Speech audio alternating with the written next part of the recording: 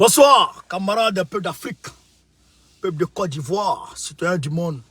Soyez salués en vos rangs, grades et qualités depuis vos positions respectives, chers camarades peuples d'Afrique. Soyez salués, soyez salués, soyez salués. Je vous demande de partager au maximum la vidéo. De mettre la vidéo partout à travers le monde entier. Alors, camarades, on va pas dire au champ. Donc, comme je l'ai mis en préambule du direct, Europe-Man, la Côte d'Ivoire a reçu Sébastien Lecornu, le ministre français des Affaires étrangères. Vous savez ce qu'il a dit? Écoutez un peu.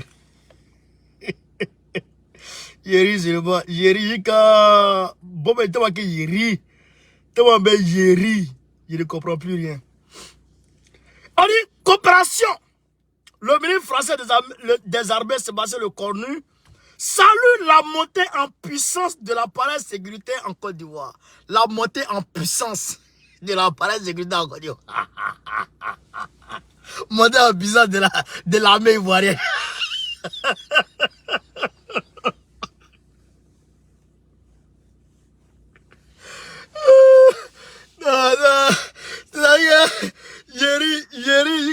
Je ne comprends plus rien.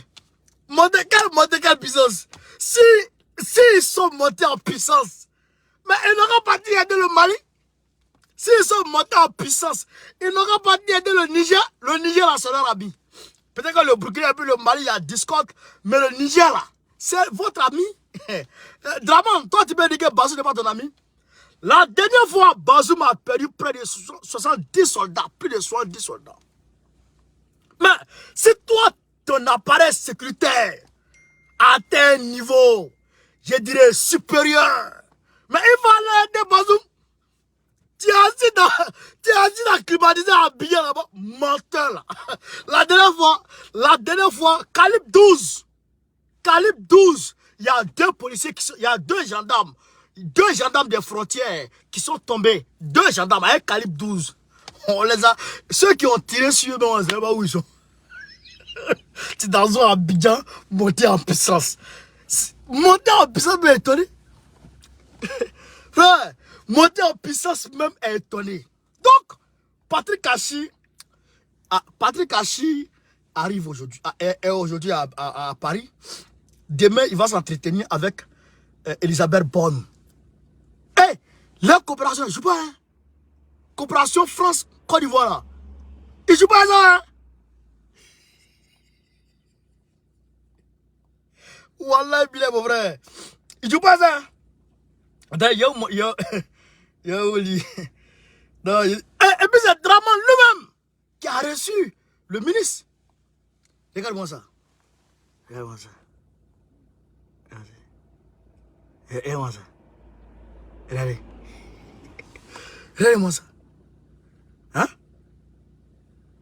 À l'issue de l'entretien avec le président de la République, Alassane Ouattara, ce lundi, le ministre français des armées, Sébastien Lecornu, a salué la stabilité de notre pays et les efforts remarquables accomplis par le gouvernement ivoirien au cours des dernières années dans la montée en puissance de l'appareil de sécurité en Côte d'Ivoire. Et puis, il a eu tête à tête avec le gars là. Un tête à tête avec l'équipe du gars. Voilà. Voilà. Avec Ténébrement.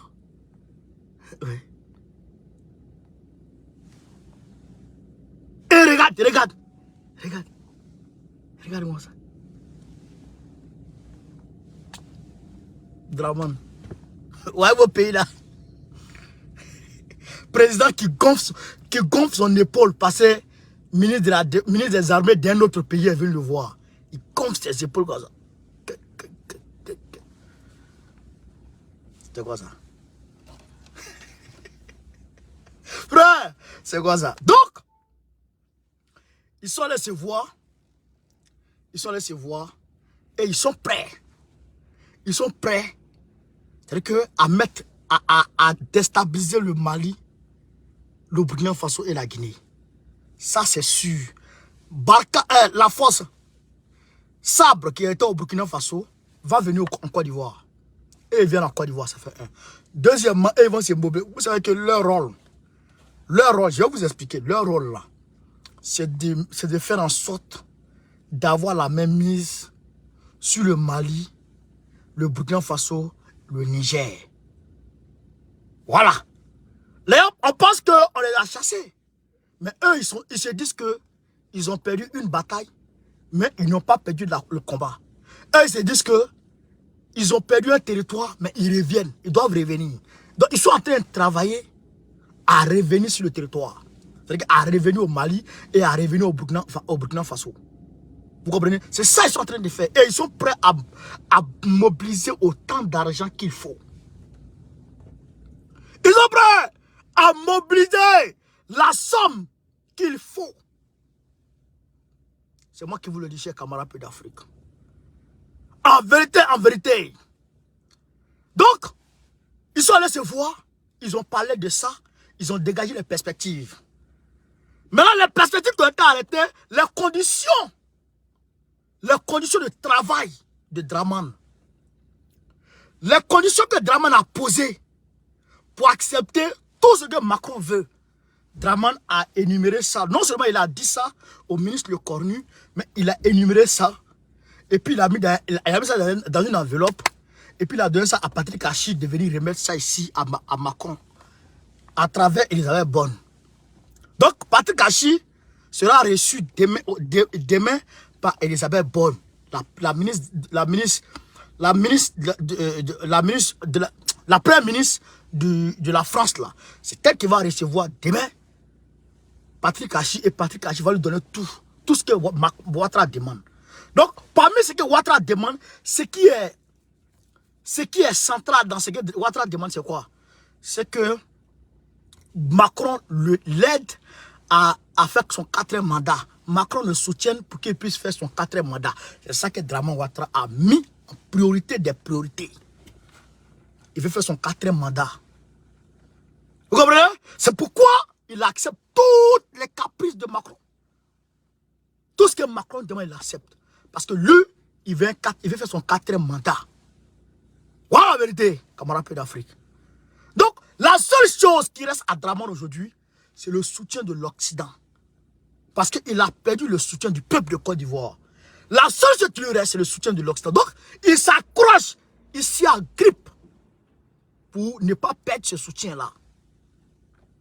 Voilà la vérité. Est-ce que le peuple de Côte d'Ivoire va le laisser faire? La question reste posée. Mais en tout cas, chez nous au PPACI et au PDCI RDA, nous là, on ne va pas accepter ça. D'ailleurs, même pendant qu'il est en train de faire ses caprices, nous on est dans le schéma politique. On est en train de consécuter tout ce qu'il est en train. Sur le terrain, nous on est en train de prendre le terrain. On est en train de prendre les populations. On est en train de chercher à avoir le cœur et les esprits des populations avec nous. Quand on va finir ça là, Naka dit, il va faire 4e. Lui-même, il va halluciner. Il va halluciner. Donc, c'est de là, on va très bien virer au Burkina Faso. Au Burkina Faso, j'ai dit toujours à Ibrahim Traoré, de faire venir les gens de Poutine. Et je le dis toujours et je ne cesserai de le dire. Je le dis, je le redis et je ne cesserai de le dire. Pourquoi? Parce que le vendredi passé là, est-ce que vous savez que l'armée burkinabé a perdu près de 50 hommes? Est-ce que vous savez ça? Est-ce que vous savez que l'armée burkinabé a perdu près de 50 hommes? Confirmé par un communiqué de l'armée burkinabé, de l'état-major burkinabé. Confirmé par un communiqué de l'état-major burkinabé. Ils s'en vont. Hein.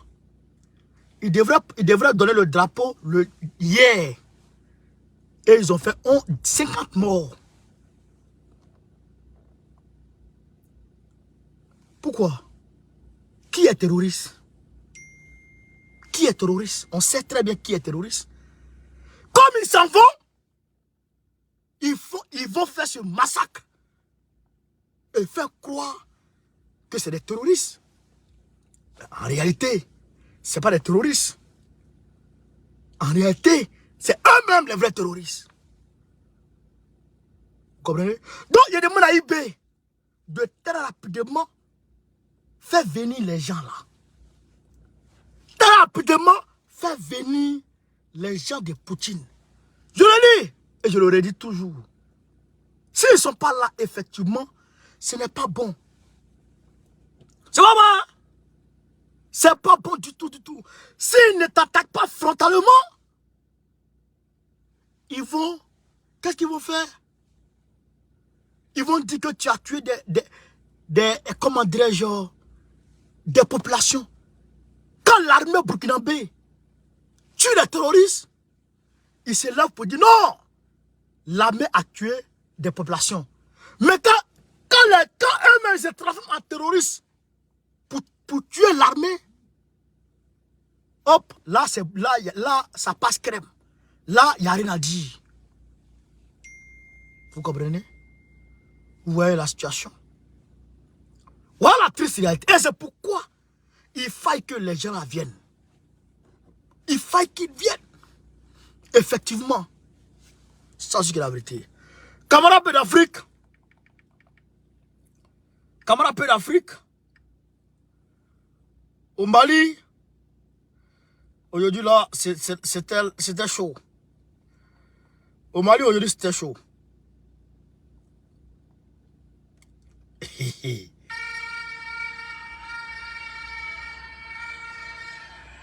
C'est-à-dire que c'est une manifestation qui a viré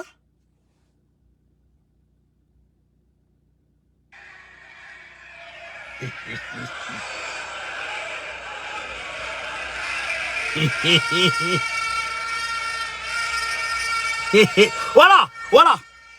Vous voyez les jeunes là? Vous voyez les jeunes là avec leur banderole là? Vous voyez les jeunes avec leur banderole là? Ils sont 4. Ils sont 4.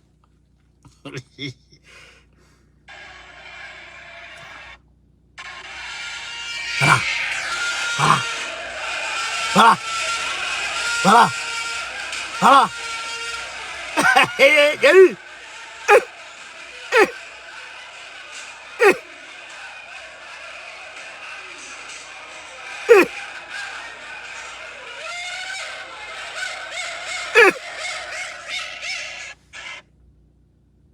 Frère, c'était la bagarre. C'était la bagarre. Quand on dit, les gens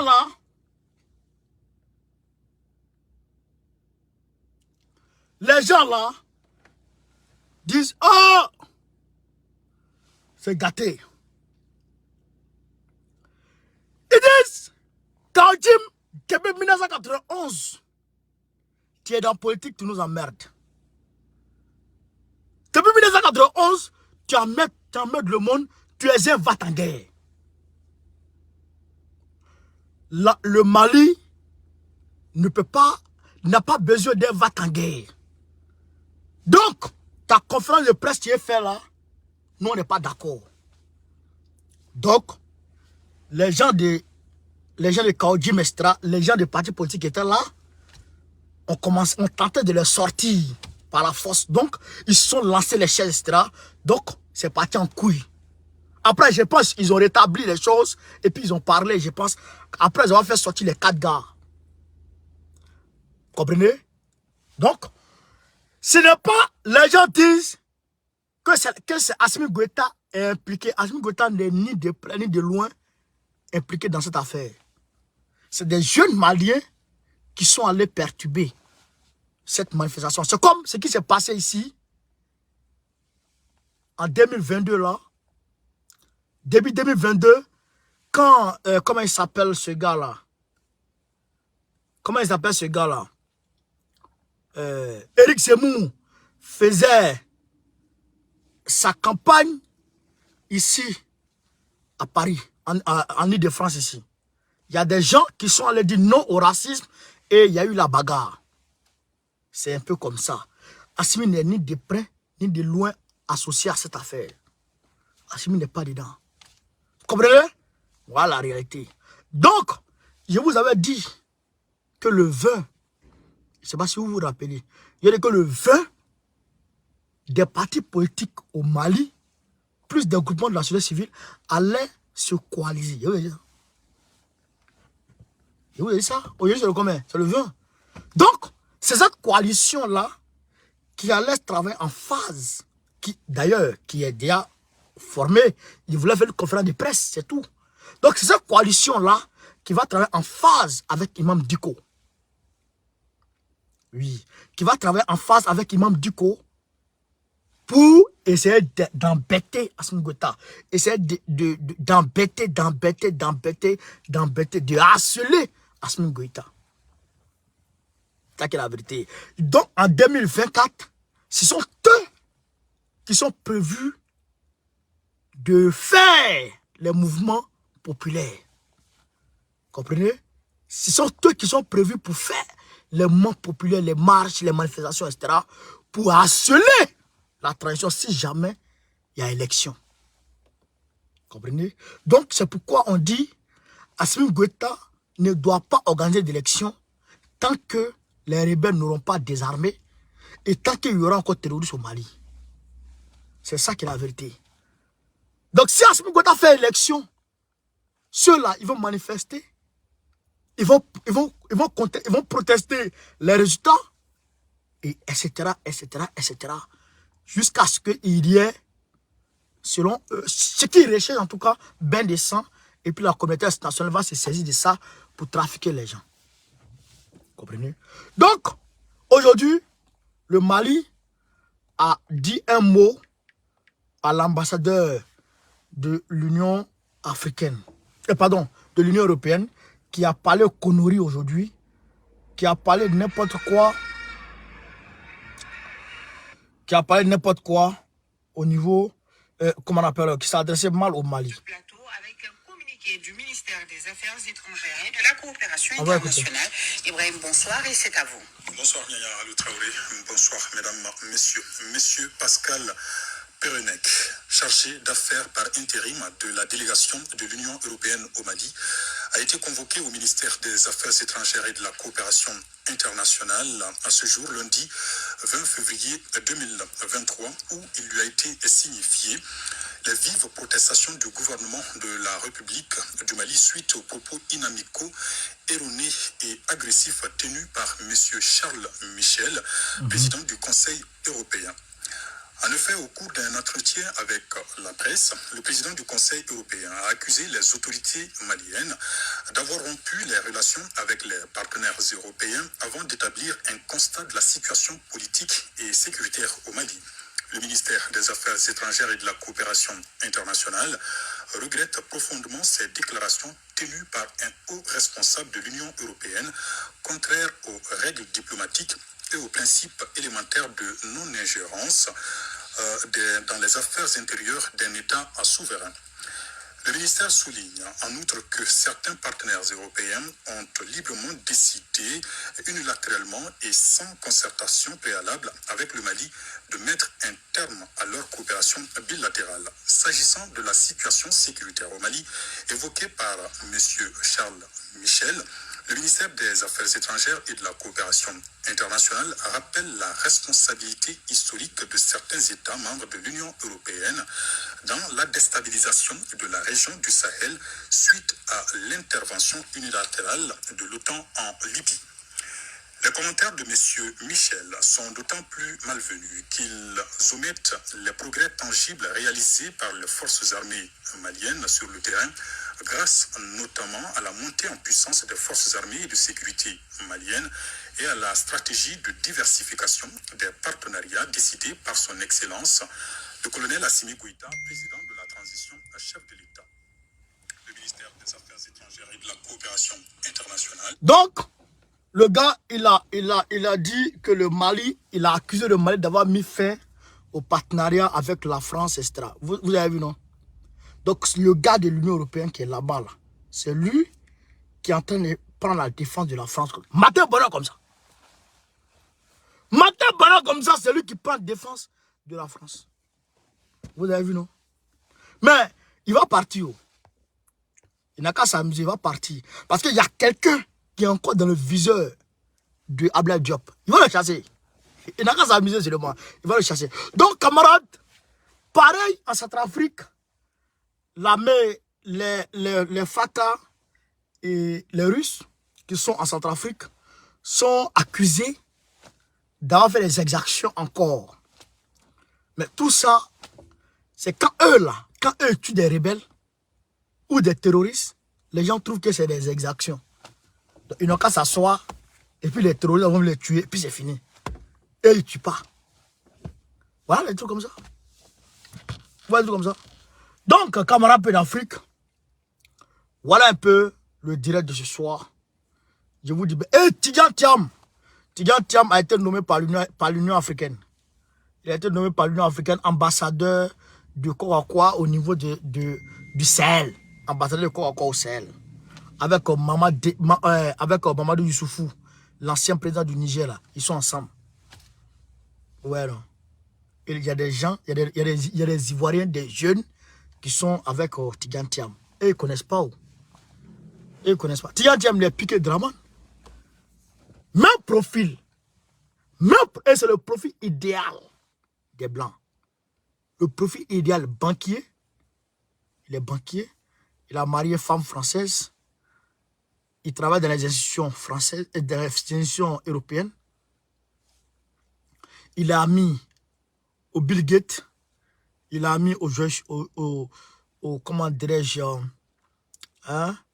au George Soros, etc.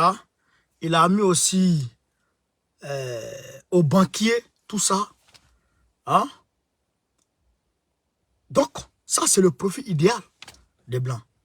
Alors, sinon, si tu celui-là, il va prendre le pays, puis il va dire, tenez. Il n'y a rien dans celui-là. Il faut qu'on soit déterminé des vrais panafricains pour combattre cette affaire. Voilà, c'est ça aussi qu'il a réagi. Donc, camarades d'Afrique, je vous remercie de m'avoir suivi. Sur ce, Gbagbo ou rien, Gbagbo Kafisa. Très prochainement, Gbagbo président de la République Côte d'Ivoire, Go Carré, Goïta Ouria, soutien à Doumia, Faustin Touadéra, André Lajolina. On est ensemble, les gars. Merci. Ciao, ciao.